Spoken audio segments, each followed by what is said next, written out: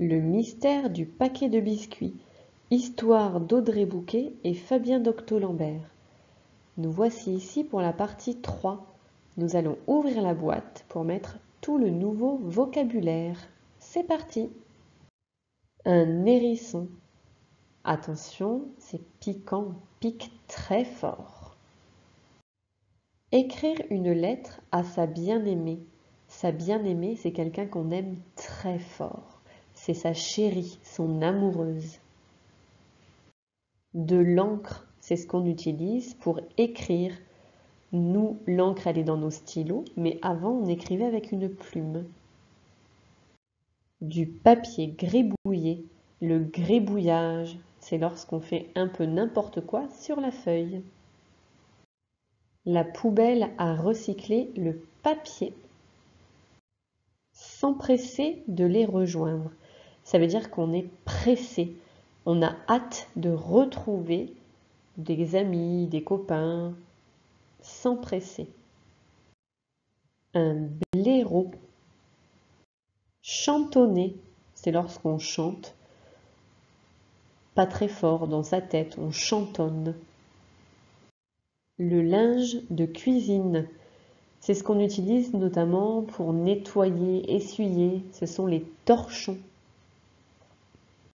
Être tiède, ça veut dire que ce n'est pas trop chaud et pas très froid, c'est entre les deux, c'est tiède. Enquêter, c'est rechercher des indices pour résoudre une énigme. Enquêter. Des conserves, on y trouve souvent à l'intérieur des aliments. Poubelle aux métaux, c'est là où on met toutes nos canettes, tout ce qui est en aluminium notamment. Les canettes, les conserves, la poubelle aux métaux. Démasquer le fautif. Le fautif, c'est celui qui n'a pas respecté une règle. Et démasquer, ça veut dire qu'on l'a trouvé. On sait qui a fait cette bêtise.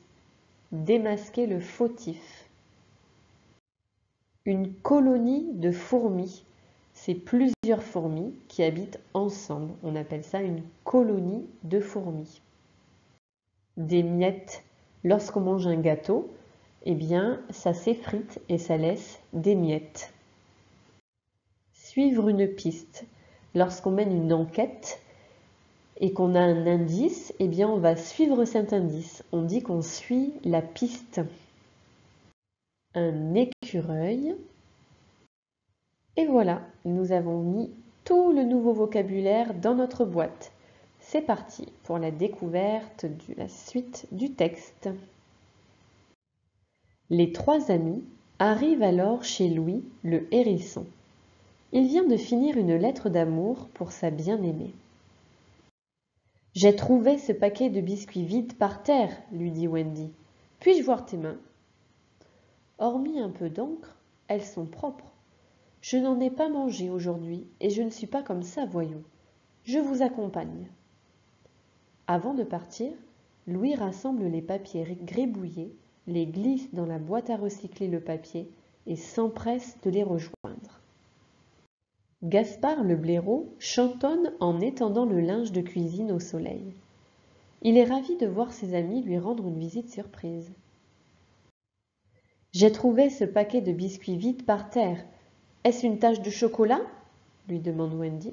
« Oui, j'ai fait une tarte au chocolat. Elle doit être tiède maintenant. En voulez-vous une part ?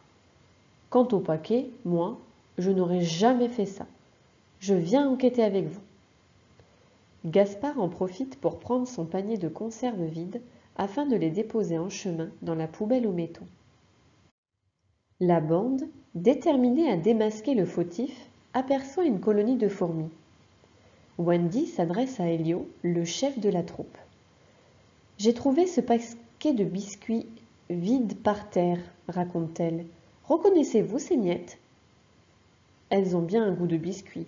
Nous avons déjà suivi cette piste ce matin.